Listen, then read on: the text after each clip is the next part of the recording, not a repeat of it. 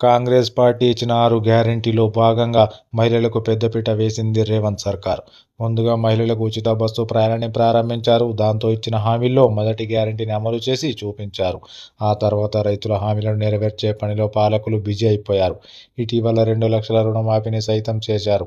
500కే gas cylinder అందిస్తున్నారు. ఇక కాంగ్రెస్ హామీల్లో మరో కీలక హామీ అయిన తులం బంగారం ఒక్కొక్కరికి 2500, చదువుకునే యువతలకు స్కూటీలు వంటివి అమల్లోకి రాలేదు. దీనిపై చాలా వరకు విమర్శలు వచ్చాయి. అందులోనూ ప్రధానంగా కళ్యాణ్ లక్ష్మి లబ్ధిదారులకు తులం బంగారం అందిస్తామని హామీ ఇచ్చారు. తులం బంగారం ఎప్పుడెప్పుడు ఇస్తారా అని ఆడబిడ్డలు ఎదురు చూస్తూనే ఉన్నారు.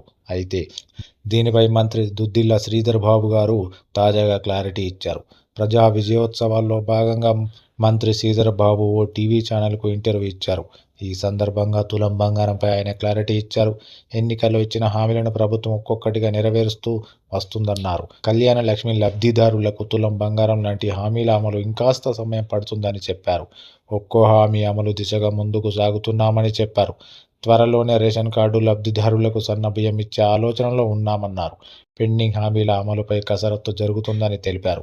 10 ఏళ్లలో బీఆర్ఎస్ చేయని ఎన్నో పనులను తాము ఏడాదిలోనే చేసి చూపించామని వెల్లడించారు.